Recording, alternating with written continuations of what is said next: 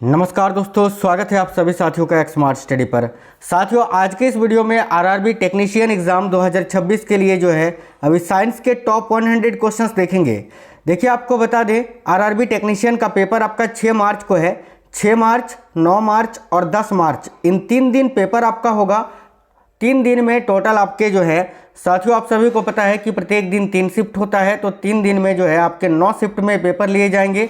और इन 9 में से 1 या 2 शिफ्ट आपका जो है देखिए ग्रेड 1 का होगा और बाकी के जो 8 शिफ्ट है वो आपके ग्रेड 3 के होंगे।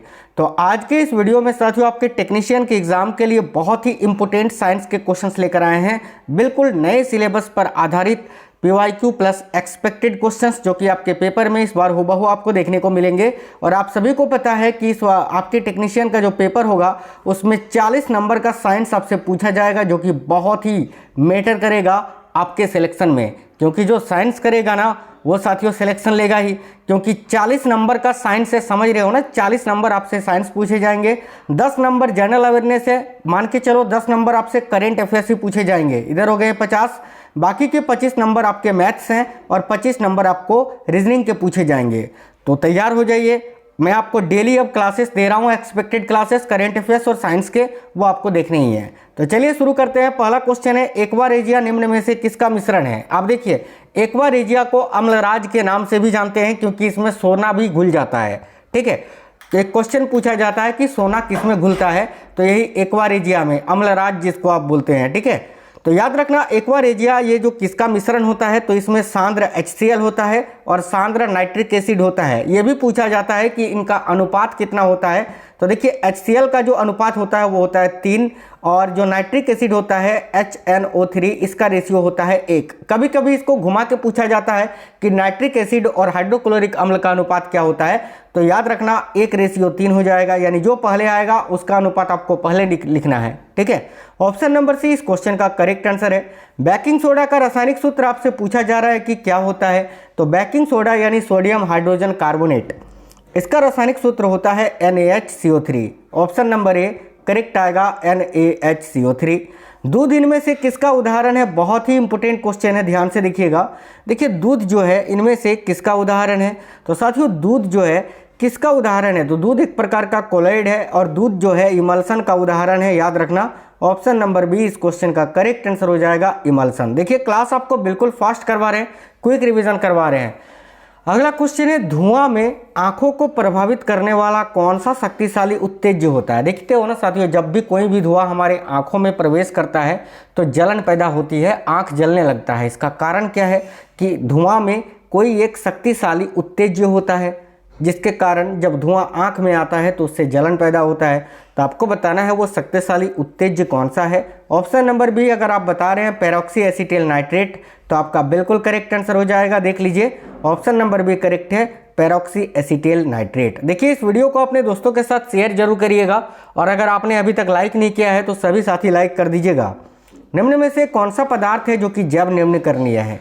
आपको बताना है इनमें से कौन सा पदार्थ जब निम्न करणीय है, तो साफ साफ दिख रहा है कि ऊन जो है जब निम्न करणीय यानी बायोडिग्रेडेबल है। बाकी कांच की बोतल, प्लास्टिक का कप, एल्युमिनियम फॉयल, ये सभी नॉन बायोडिग्रेडेबल है। इससे बहुत ज़्यादा क्वेश्चन पिछले बार पूछा गया था, तो मैं भी इस बार भी आपसे पूछे।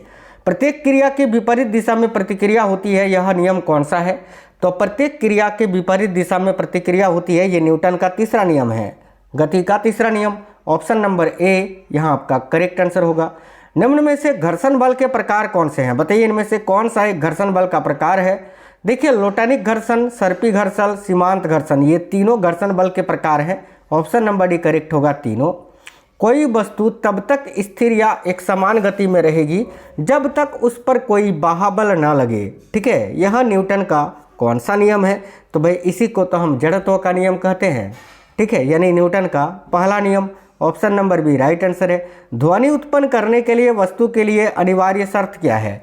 तो भाई जब तक, देखिए, जब तक वस्तु का कंपन नहीं होगा ध्वनि उत्पन्न नहीं होगी, और जितना आयाम कंपन में जो आयाम पैदा होगा ना, एम्पलीट्यूड, देखो जितना आयाम अधिक होगा ध्वनि भी उतनी अधिक होगी, और कंपन के दौरान जितना आयाम कम होगा ध्वनि उतनी ही कम होगी। यह भी बात आपको याद रखना है।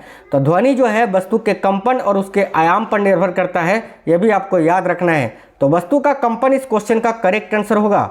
स्टील में ध्वनि की चाल कितनी होती है, बहुत ही इंपॉर्टेंट क्वेश्चन है, और क्लास आपको बिल्कुल फास्ट करवा रहे हैं जिससे आपको बोरिंग ना लगे, और सारे इंपॉर्टेंट क्वेश्चंस हैं तो आपका क्विक रिवीजन भी हो जाएगा। तो स्टील में जो ध्वनि की चाल होती है वो होती है 5960 मीटर प्रति सेकंड। याद रखना 5960 मीटर प्रति सेकंड। नेक्स्ट क्वेश्चन है, ध्वनि का प्रभाव मानव के कान में कितने समय तक रहता है। देखिए ध्वनि का जो प्रभाव है मानव के कान में 0.1 सेकंड तक के लिए रहता है, यानी हम कह सकते हैं 1/10 सेकंड। ठीक है, तो ऑप्शन नंबर डी इस क्वेश्चन के लिए आपका करेक्ट आंसर हो जाएगा। देखिए प्रबलता एवं तारत्व को क्रमशः कौन निर्धारित करता है। देखिए प्रबलता की अगर बात करें तो प्रबलता को आयाम निर्धारित करता है ना, आयाम, और साथियों तारत्व को आवृत्ति। तो ऑप्शन नंबर ए आयाम एवं आवृत्ति करेक्ट आंसर हो जाएगा। देखिए किसी वस्तु को उसकी विराम स्थिति से 10 मीटर प्रति सेकंड से त्वरित किया जाता है, तो 5 सेकंड के बाद उसका वेग क्या होगा। सिंपल सा क्वेश्चन है, आसानी से इसका आंसर आपको बताना है। देखिए किसी वस्तु को उसकी विराम स्थिति से, ठीक है, 10 मीटर प्रति सेकंड से त्वरित किया जाता है, यानी यहाँ पर जो है u का मान यानी प्रारंभिक गति जो है वो आपका बिल्कुल 0 दिया हुआ है। ठीक है, यहाँ पर एक की बात करें एक्सेलरेशन, देखिए त्वरण का मान आपको दिया हुआ है 10 मीटर प्रति सेकंड स्क्वायर। यहाँ पर टाइम जो है आपको 5 सेकंड दिया हुआ है। ठीक है, तो यहाँ पर फाइनली आपको v का मान निकालना है, और गति का पहला समीकरण कहता है कि v = u + at, है ना। तो लगाइए गति का पहला समीकरण, u का मान यहाँ 0 है, a का मान आपको दिया हुआ है 10, और t जो है आपको दे रखा है यहाँ पर कितना, तो 5 सेकंड। जब इसको आप सॉल्व करोगे तो फाइनली जो v का मान है वो आपका आएगा 50 मीटर प्रति सेकंड। तो करेक्ट आंसर होगा ऑप्शन नंबर सी। चलिए आगे देखिए, निम्न में से कौन सा सही है, बताइए इनमें से कौन सा सही है। चाल बराबर होता है दूरी बटा समय, बिल्कुल सही है। वेग बराबर विस्थापन बटा समय, ये भी सही है। त्वरण किसको बोलते हैं, तो वेग में परिवर्तन की दर बटा समय, यानी ऑप्शन नंबर डी उपयुक्त सभी कथन सही है। आगे देखिए, एक पिंड पर 25 न्यूटन का बल लगाया जाता है। ठीक है, एक पिंड है जिस पर 25 न्यूटन का बल लगाया जाता है, एफ का मान आपको 25 न्यूटन दिया हुआ है। ठीक है, जिसे वह जो है साथियों देखो जिसे जो है 2 मीटर प्रति सेकंड के साथ त्वरित किया जाता है, तो ए का मान आपको दिया हुआ है 2 मीटर प्रति सेकंड स्क्वायर। तो आपसे पूछा गया है कि पिंड का द्रव्यमान क्या होगा। बल का फॉर्मूला क्या होता है साथियों, फोर्स इक्वल टू होता है m × a। ठीक है, तो F = m × a, F का मान आपको 25 दिया हुआ है, m आपको निकालना है, a का मान आपको दिया हुआ है 2। तो जब इसको आप सॉल्व करोगे तो m यानी द्रव्यमान का मान कितना हो जाएगा, 25/2। इसको आप जब काटोगे तो 12.5 आपका आ जाएगा, और द्रव्यमान का मात्रक होता है kg, तो इसका आंसर आपका kg में आएगा, यानी 12.5 kg इस क्वेश्चन का आंसर होगा। आगे देखिए, एक पत्थर जिसका द्रव्यमान 20 kg है उसको 2 मीटर प्रति सेकंड के वेग से फेंका जाता है, तो उसका संवेग कितना होगा। संवेग यानी P = होता है साथियों, क्या होता है, संवेग बराबर m × v। ठीक है, तो संवेग आपको निकालना है। बेसिकली m का मान दिया हुआ है 20, v का मान आपको दे रखा है 2, तो इसका आंसर हो जाएगा 40, और संवेग का मात्रक भी होता है मीटर प्रति सेकंड, तो करेक्ट आंसर होगा 40 मीटर प्रति सेकंड। चलिए आगे देखिए, नेक्स्ट है कौन सा समीकरण है जो वेग और समय के बीच संबंध को दर्शाता है।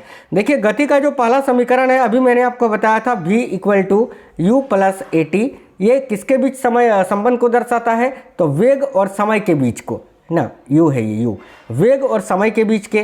तो देखिए इस क्वेश्चन का करेक्ट आंसर होगा option number D, v = u + at, और ये गति का पहला समीकरण है। आपको तीनों समीकरण बता दें क्या, ठीक है बता देते हैं। देखो गति का जो दूसरा समीकरण है जिसका सूत्र होता है s = ut + ½ at² होता है ना। देखिए ये किसके बीच संबंध को दर्शाता है, तो गति का जो दूसरा समीकरण है, याद रखना ये विस्थापन और समय, ठीक है, विस्थापन और समय के बीच के संबंध को दर्शाता है। साथियों गति का तीसरा समीकरण भी याद रखना, तीसरा समीकरण होता है v² = u² + 2as।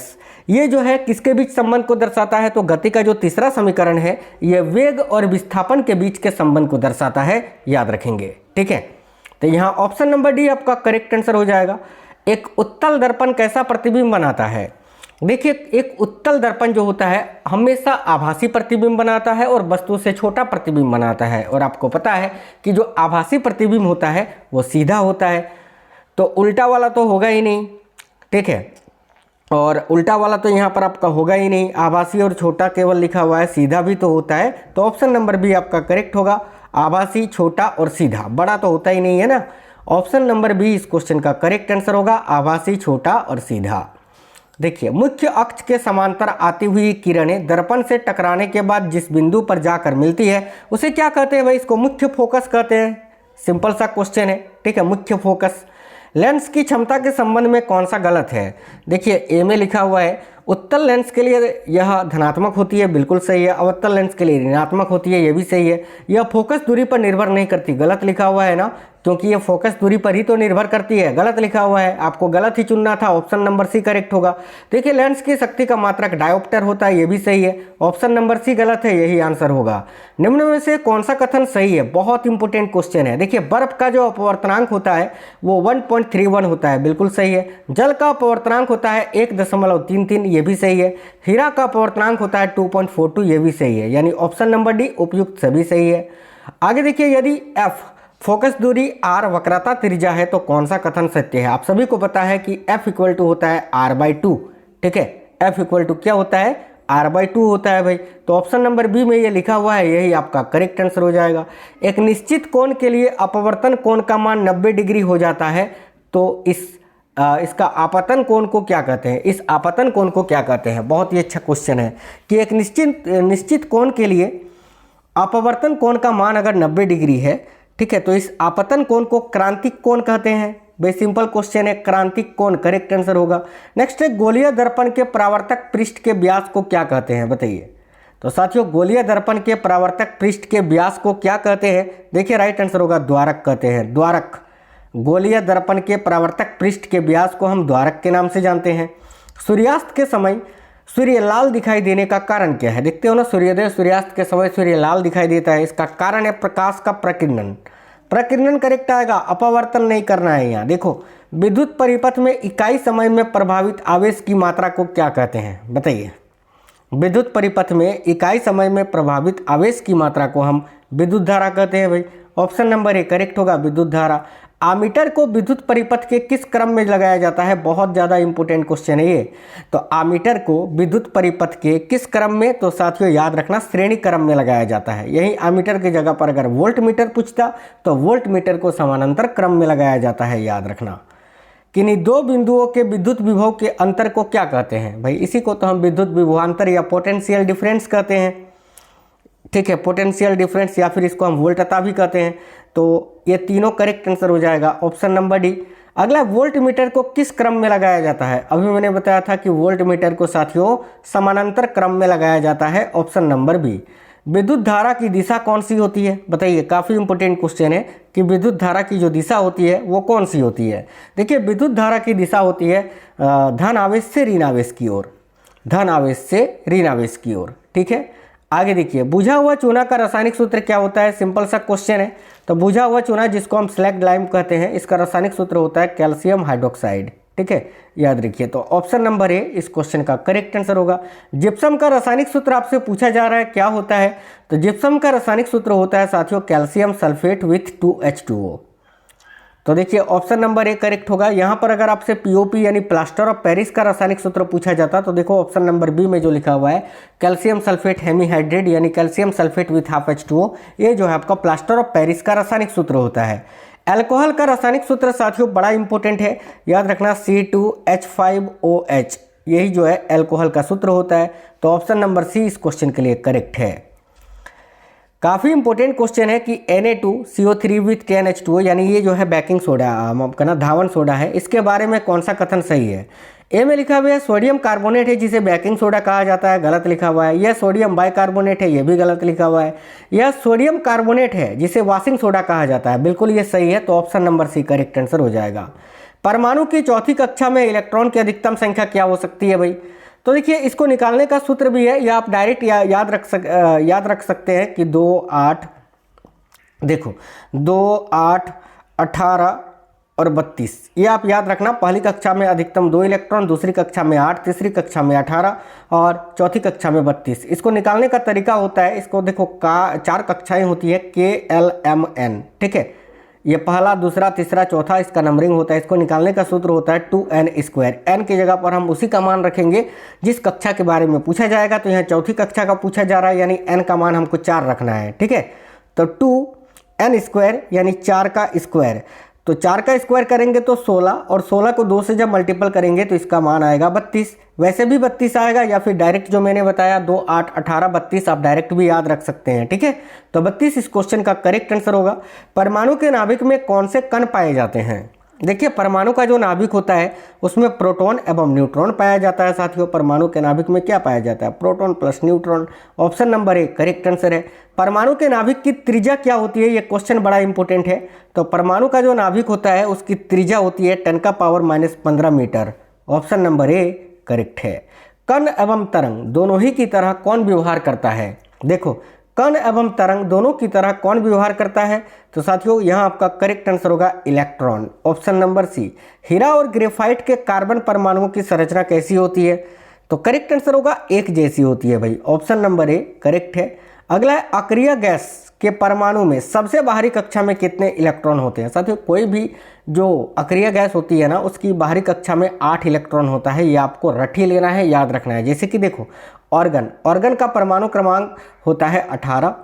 तो जितनी परमाणु क्रमांक उतनी प्रोटॉन की संख्या, यानी ऑर्गन में जो प्रोटॉन की संख्या होगी वो 18, और जितनी प्रोटॉन की संख्या उतनी इलेक्ट्रॉन की संख्या भी 18 होगी। तो पहली कक्षा में मैंने अभी आपको क्या बताया था? अधिकतम 2 इलेक्ट्रॉन होता है। दूसरी कक्षा में 8, तो देखो गिन के 8 और 2 10 हो गए, और इसका परमाणु क्रमांक ही 18 होता है। तो जो अंतिम वाला कक्षा है तीसरी कक्षा, उसमें 8 इलेक्ट्रॉन आ जाएंगे। देखो, इसका परमाणु क्रमांक आप जो है इलेक्ट्रॉन की संख्या 18 हो गया। 2, 8, 10 और 8, 18। यानी हम कह सकते हैं कि कोई भी अक्रिय गैस हो उसकी बाहरी कक्षा में अधिकतम 8 इलेक्ट्रॉन ही रह सकते हैं, ठीक है। आगे देखिए, क्लोरीन का सही इलेक्ट्रॉनिक विन्यास क्या होता है?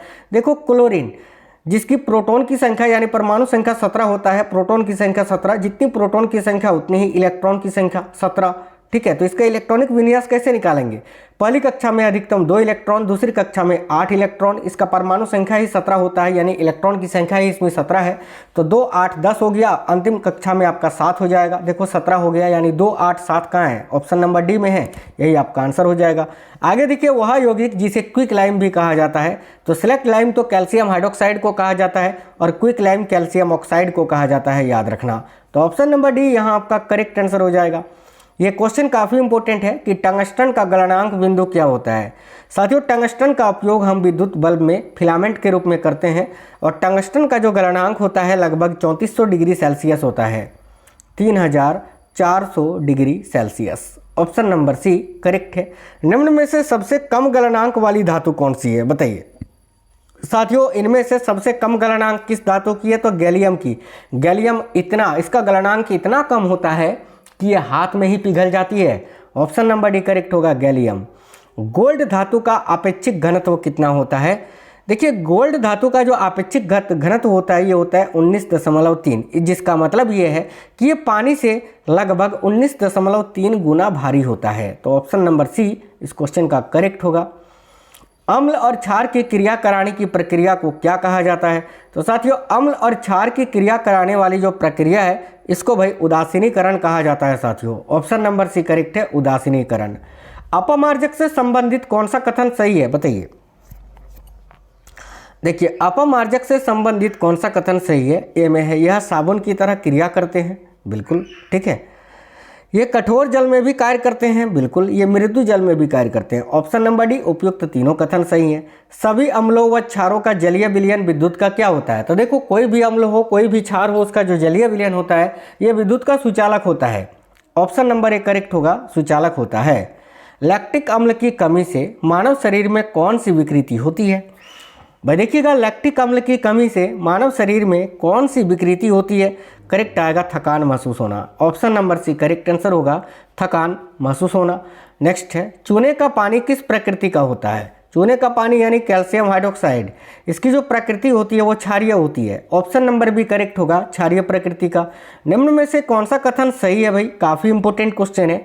ए में है प्रबल अम्ल तथा प्रबल क्षार, प्रबल अम्ल तथा प्रबल क्षार से बने लवण उदासीन होते हैं। ये बिल्कुल सही कथन है। प्रबल अम्ल व दुर्बल क्षार से बने लवण अम्लीय होते हैं, ये भी सही है। दुर्बल अम्ल व प्रबल क्षार से बने लवण क्षारीय होते हैं, ये भी सही है। ऑप्शन नंबर डी उपयुक्त तीनों कथन सही है। नेक्स्ट है न्यूरॉन सेल में कौन से न्यूरॉन अनुमानों को संकेत प्राप्त होते हैं। तो न्यूरॉन सेल में उनको संकेत कहाँ से प्राप्त होते हैं, तो ध्रुमिकाएं से, जिसको आप अंग्रेजी में डेंड्राइट्स बोलते हैं। तो option number B correct answer होगा डेंड्राइट। दो न्यूरॉन्स के बीच विद्युत तंत्रिका आवेगों के संचरण का स्थल क्या है। साथियों देखिएगा, दो न्यूरॉन्स के बीच विद्युत तंत्रिका आवेगों के संचरण का जो स्थल है वह साथियों सिनेप्स। सिनेप्स करेक्ट आंसर हो जाएगा। ऑप्शन नंबर एक काफ़ी इंपोर्टेंट क्वेश्चन है, याद रखिएगा, सिनेप्स करेक्ट आंसर हो जाएगा। मेरुरज्जु में देखिए, मेरुरज्जु में श्वेत द्रव्य मौजूद होता है किसके साथ। देखिए मेरुरज्जु में जो श्वेत द्रव्य मौजूद होता है वो होता है साथियों धूसर द्रव्य के साथ, यानी ऑप्शन नंबर ए इस क्वेश्चन का करेक्ट आंसर हो जाएगा, धूसर द्रव्य के साथ। कौन से अंग में भ्रूण विकसित होता है, काफ़ी इंपोर्टेंट क्वेश्चन है, बताइए वह कौन सा अंग है जहाँ पर भ्रूण का विकास होता है। भाई सिंपल सा क्वेश्चन है, आप गर्भाशय आंसर करोगे ना। हाँ बिल्कुल राइट है, गर्भाशय। निम्न में से किसकी मांसपेशियों के संकुचन से बच्चा पैदा होता है, बताइए इनमें से किसकी मांसपेशियों के संकुचन से बच्चा पैदा होता है। तो देखिए करेक्ट होगा गर्भाशय के। अंडे को अंडाशय से गर्भ में किसके माध्यम से ले जाया जाता है। तो अंडे को अंडाशय से गर्भ में जो है फेलोपियन ट्यूब, जिसको डिंब वाहिनी कहते हैं हिंदी में, इसी के माध्यम से ले जाया जाता है। तो फेलोपियन ट्यूब यानी डिंब वाहिनी करेक्ट आंसर होगा। ऑक्सीटोसिन हार्मोन को और किस नाम से जाना जाता है, काफ़ी अच्छा क्वेश्चन है, बताइए। देखिए ऑक्सीटोसिन जो हार्मोन होता है इसको हम प्रसव हार्मोन, लव हार्मोन, पीटोसिन उपयुक्त सभी के नाम से जानते हैं। Option number D. प्रसव के दौरान कौन सा हार्मोन गर्भाशय पेशी पर क्रिया करता है, काफ़ी इंपोर्टेंट क्वेश्चन है। देखिए प्रसव के दौरान कौन सा हार्मोन है जो गर्भाशय पेशी पर क्रिया करता है, करेक्ट आंसर होगा ऑक्सीटोसिन हार्मोन। गुणसूत्र की संरचना में कौन शामिल होते हैं। तो भाई गुणसूत्र की संरचना में साथियों डीएनए, आरएनए और हिस्टोन ये तीनों ही शामिल होते हैं। Option number D correct answer है। मेंडल के प्रयोग में कैपिटल टी क्या दर्शाता है। तो मेंडल के प्रयोग में कैपिटल टी जो था ये लंबाई और प्रभावी लक्षण को दर्शाता था या दर्शाया जाता है। तो ऑप्शन नंबर डी करेक्ट होगा, ए व सी दोनों। ग्रेगर जॉन मेंडल कहाँ के रहने वाले थे, बताइए। आनुवांशिकता का पिता इनको कहा जाता है, ग्रेगर जॉन मेंडल को। आपको इस क्वेश्चन में बताना है कि ये कहाँ के रहने वाले थे। देखिए राइट आंसर क्या हो जाएगा, ऑस्ट्रिया के। ऑस्ट्रिया करेक्ट आएगा, ऑप्शन नंबर बी।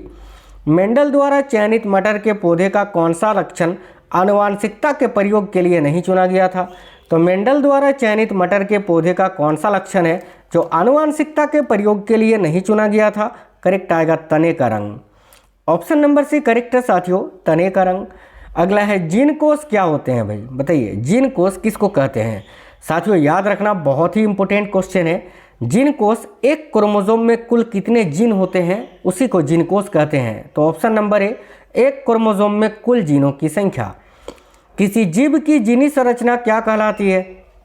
देखिए किसी जीव की जो जीनी संरचना होती है ना, इसको जीनोटाइप कहते हैं भाई, याद रखना। Option number C correct answer होगा, जीनोटाइप। किस प्रजाति में सर्वाधिक विविधता पाई जाती है।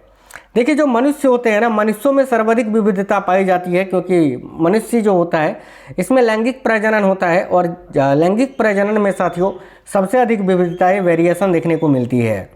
मेंडल का पहला नियम कौन सा है। तो मेंडल ने जो नियम दिए थे उसमें से जो पहला नियम था वो था पृथक्करण का नियम, याद रखिएगा, ऑप्शन नंबर बी। ठीक है, पृथक्करण का नियम करेक्ट आंसर है। रक्त किस प्रकार के उत्तक यानी टिश्यू का उदाहरण है। देखिए रक्त की अगर बात करें, ब्लड की, देखो रक्त हो गया, हड्डी हो गया, ये सभी कनेक्टिव टिश्यू यानी संयोजी उत्तक का उदाहरण है। और रक्त की बात करें बेसिकली तो रक्त जो है ये तरल संयोजी उत्तक का उदाहरण होता है। तो ऑप्शन नंबर बी करेक्ट होगा, तरल संयोजी उत्तक। WBC एवं RBC को क्रमशः क्या कहा जाता है, इनका नाम पूछा जा रहा है। तो WBC को तो हम ल्यूकोसाइट्स कहते हैं और RBC को एरिथ्रोसाइट्स, यानी ऑप्शन नंबर बी करेक्ट होगा, WBC को ल्यूकोसाइट्स और RBC को एरिथ्रोसाइट्स। ठीक है, आगे देखिए मानव रक्त में सबसे कम कौन सी कोशिका पाई जाती है? तो साथियों मानव रक्त में सबसे कम कौन सी कोशिका पाई जाती है? देखिए मानव रक्त में सबसे कम जो कोशिका पाई जाती है वो होती है WBC, ऑप्शन नंबर सी, श्वेत रक्त कण। ठीक है, आगे देखिए कैंसर का उपचार किस रेडियो आइसोटोप द्वारा किया जाता है? भाई कैंसर के उपचार के बारे में पूछा जा रहा है, याद रखेंगे सभी। कैंसर का जो उपचार है ना वो किस रेडियो आइसोटोप के द्वारा किया जाता है? करेक्ट आएगा कोबाल्ट 60 के द्वारा। अर्धसूत्री विभाजन की अनियमितता से कौन सा रोग हो जाता है? देखिए अर्धसूत्री विभाजन की अनियमितता से डाउन सिंड्रोम और टर्नर सिंड्रोम, ये दोनों बीमारियां हो जाती है। बेसिकली इन दोनों बीमारी में होता ही है कि एक में गुणसूत्र की संख्या एक कम रह जाती है, यानी 46 की जगह 45 हो जाती है, और एक में गुणसूत्र की संख्या 46 की जगह 47 यानी एक बढ़ जाती है, याद रखना। आगे देखिए श्वास को नियंत्रित करने वाली मांसपेशी कौन सी होती है? बहुत ही इंपॉर्टेंट क्वेश्चन है, डायाफ्राम करेक्ट आंसर होगा। श्वास को नियंत्रित करने वाली जो मांसपेशी है वह साथियों डायाफ्राम। श्वास नली का अंतिम भाग क्या कहलाता है? बताइए। देखिए श्वास नली जो होता है इसका अंतिम भाग जो होता है इसको वायुकोश कहते हैं भाई, वायुकोश, ऑप्शन नंबर सी करेक्ट है। एटीपी का संश्लेषण कहाँ होता है? बहुत ही इंपॉर्टेंट क्वेश्चन है। एटीपी का संश्लेषण होता है साथियों माइटोकॉन्ड्रिया में, mitochondria, option number B correct है। किस प्रक्रिया द्वारा दूध दही में परिवर्तित होता है? बताइए वह प्रक्रिया कौन सा है जिसके द्वारा दूध दही में परिवर्तित होता है? तो ऑप्शन के अनुसार यहाँ किण्वन आपका आंसर होगा, किण्वन। अनोक्सी श्वसन में पायरुविक अम्ल का अंतिम उत्पाद क्या होता है? देखिए अनोक्सी श्वसन जो होता है इसमें पायरुविक अम्ल का जो अंतिम उत्पाद होता है वो होता है एल्कोहल C2H5OH, इसके बाद होता है कार्बन डाइऑक्साइड और होता है एनर्जी, यानी ऑप्शन नंबर बी इस क्वेश्चन का करेक्ट आंसर हो जाएगा। पादपों में श्वसन दर, ठीक है, मानव श्वसन दर की तुलना में कैसा होता है? तो धीमी होती है, सिंपल सा क्वेश्चन है। मानव की तुलना में पादपों का जो श्वसन दर होता है वो धीमी होती है भाई। अगला क्वेश्चन है पौधे अशुद्ध हवा को शुद्ध हवा में परिवर्तित करते हैं, यह किसने बतलाया था? देखिए पौधे अशुद्ध हवा को शुद्ध हवा में परिवर्तित करते हैं, ये प्रिस्टले ने बताया था भाई, ऑप्शन नंबर ए करेक्ट है, प्रिस्टले। अधिकतम प्रकाश संश्लेषण प्रकाश के कौन से भाग में होती है? तो सबसे अधिक तो नीला में होता है, फिर लाल में, बैगनी में, यानी इन तीनों में लाल, नीला और बैगनी। सबसे कम पूछे तो याद रखना हरे रंग के प्रकाश में सबसे कम होता है। प्रकाश संश्लेषण की क्रिया के दौरान जल के अपघटन से क्या प्राप्त होता है? भाई काफ़ी इंपॉर्टेंट क्वेश्चन है। प्रकाश संश्लेषण की क्रिया के दौरान जल के अपघटन से हमें ऑक्सीजन की प्राप्ति होती है। देखो ऑप्शन नंबर बी करेक्ट होगा, ऑक्सीजन। किसकी अधिकता के कारण पौधे मुरझाते हैं? बहुत ज़्यादा ये क्वेश्चन पूछा जाता है, याद रखना अत्यधिक बाष्पोत्सर्जन के कारण। ठीक है, बाष्पोत्सर्जन में क्या होता है कि पौधों से जल निकलता है भाई, और जब पौधों से जब जल निकल जाता है तो पौधे मुरझा जाते हैं। किसी वस्तु पर आरोपित बल और बल की दिशा में वस्तु के विस्थापन के गुणनफल को क्या कहा जाता है? काफ़ी इंपॉर्टेंट क्वेश्चन है। देखिए किसी वस्तु पर आरोपित बल, ठीक है, और बल की दिशा में वस्तु के विस्थापन के गुणनफल को हम क्या कहते हैं? तो इसी को तो हम वर्क कहते हैं, कार्य। ऑप्शन नंबर ए आपका करेक्ट आंसर होगा। गतिज ऊर्जा का सूत्र आपसे पूछा जा रहा है, बेसिकली सिंपल क्वेश्चन है। गतिज ऊर्जा का सूत्र होता है साथियों हाफ mv²। या अगर आपसे स्थितिज ऊर्जा का पूछे तो mgh होता है, याद रखना। तो गतिज ऊर्जा का हाफ mv² होता है, यानी हाफ mv²। ऑप्शन नंबर सी इस क्वेश्चन का राइट आंसर होगा। किसी वस्तु पर 1 न्यूटन बल लगाने पर यदि वस्तु का विस्थापन 1 मीटर हो तो बल द्वारा किया गया कार्य, अभी मैंने बताया था क्या होता है, F/d होता है। F का मान 1 है, D का मान 1 है, तो 1 जूल इसका आंसर आएगा भाई। Option number 1 joule correct answer है। हम ऊर्जा को कहाँ से प्राप्त कर सकते हैं? बताइए, हम ऊर्जा को कहाँ से प्राप्त कर सकते हैं? पेट्रोलियम से, परमाणु नाभिक से, पृथ्वी के गर्भ से। ऑप्शन नंबर डी उपयुक्त तीनों से। एक हल्के तथा एक भारी पिंड का संवेग समान है तो इसकी गति, किसकी गतिज ऊर्जा अधिक होगी? हल्के पिंड की। सिंपल सा क्वेश्चन है, हल्के पिंड की गतिज ऊर्जा अधिक होगी। कार्य करने के लिए मानव द्वारा प्रयुक्त ऊर्जा कौन सी होती है? तो कार्य करने के लिए मानव जो ऊर्जा का प्रयोग करते हैं वो होती है भाई रासायनिक ऊर्जा। नेक्स्ट है वस्तु की चाल बढ़ाने से गतिज ऊर्जा का मान क्या होता है? तो देखिए वस्तु का चाल बढ़ाने से उसकी जो गतिज ऊर्जा होती है ना, गतिज ऊर्जा का मान ये क्या होता है? देखो करेक्ट आंसर होगा बढ़ता है। वस्तु की चाल बढ़ाने से उसकी गतिज ऊर्जा भी बढ़ता है। क्वेश्चन है -273.15 डिग्री सेल्सियस तापमान किसके बराबर होता है? तो याद रखना ये परम शून्य ताप होता है, यानी इससे कम न्यूनतम संभावित तापमान नहीं हो सकता है, और ये केल्विन में जो है 0 डिग्री केल्विन के बराबर होता है। तो option number C correct answer हो जाएगा। उष्मा का प्रवाह होता है किस ताप से किस ताप की ओर, यह बताना है। तो उष्मा जो होता है ना, ये उच्च ताप से निम्न ताप की ओर प्रभावित होती है। देखिए ऑप्शन नंबर भी करेक्ट होगा, उच्च ताप से निम्न ताप की ओर। निम्न में से उष्मा का सर्वोत्तम चालक कौन सा है? साथियों उष्मा का सर्वोत्तम चालक इनमें से कौन सा है? तो भाई याद रखना मरकरी, पारा जो होता है उष्मा का सर्वोत्तम चालक होता है। वह ताप बिंदु जिस पर ठोस, द्रव एवं गैस तीनों अवस्थाएं एक साथ रह सकती है क्या कहलाती है? तो इसी को हम त्रिक बिंदु कहते हैं। देखिए ऑप्शन नंबर सी करेक्ट है, त्रिक बिंदु। गोलीय दर्पण के परावर्तक पृष्ठ के केंद्र को क्या कहा जाता है? साथियों बताइएगा, गोलीय दर्पण के परावर्तक पृष्ठ के केंद्र को हम क्या कहते हैं? तो देखिए राइट आंसर होगा ध्रुव कहते हैं भाई, pole. Option number B correct answer है। हीरे का क्रांतिक कोण का मान पूछा है, जो कि क्या होता है आपको बताना है। तो हीरा का जो क्रांतिक कोण होता है वो होता है 24.4। नेक्स्ट है, दो दर्पण 0 डिग्री के कोण पर आमने सामने रखे हैं तो वस्तु के कितने प्रतिबिंब बनेंगे? भाई सिंपल सा क्वेश्चन है, अनंत प्रतिबिंब, इन्फिनिटी। अगला प्रकाश एक विद्युत चुंबकीय तरंग है, यह सबसे पहले किसने कहा था? बताइए, काफ़ी अच्छा क्वेश्चन है कि प्रकाश जो है एक विद्युत चुंबकीय तरंग है, यह सबसे पहले किसने कहा था? देखिए राइट होगा मैक्सवेल ने। ऑप्शन नंबर ए मैक्सवेल। वायु का अपवर्तनांक कितना होता है? बहुत ही इंपॉर्टेंट क्वेश्चन है। वायु का जो अपवर्तनांक होता है वो ये होता है 1.0003, 1.0003, याद रखना। नेक्स्ट, अवतल लेंस हमेशा कैसा प्रतिबिंब बनाता है? तो अवतल लेंस उसी प्रकार का प्रतिबिंब बनाता है जिस प्रकार का उत्तल दर्पण बनाता है। और उत्तल दर्पण कैसा प्रतिबिंब बनाता है? अभी मैंने बताया था, आभासी, सीधा और वस्तु से छोटा। तो आभासी, सीधा और वस्तु से छोटा, ऑप्शन नंबर बी इस क्वेश्चन का करेक्ट आंसर होगा। आगे देखिए, दूरदृष्टि दोष को दूर करने के लिए किसका प्रयोग किया जाता है? बताइए। तो भाई दूरदृष्टि दोष को दूर करने के लिए किसका प्रयोग किया जाता है? देखिए करेक्ट होगा उत्तल दर्पण का। आपको बताना है यहाँ पर आंसर कमेंट बॉक्स में कि निकट दृष्टि दोष को दूर करने के लिए किसका प्रयोग करते हैं, यही आपका होमवर्क का क्वेश्चन रहेगा। सभी साथी बताइए कि निकट दृष्टि दोष का उपचार के लिए किस लेंस का प्रयोग किया जाता है, यही आपका होमवर्क का क्वेश्चन रहेगा।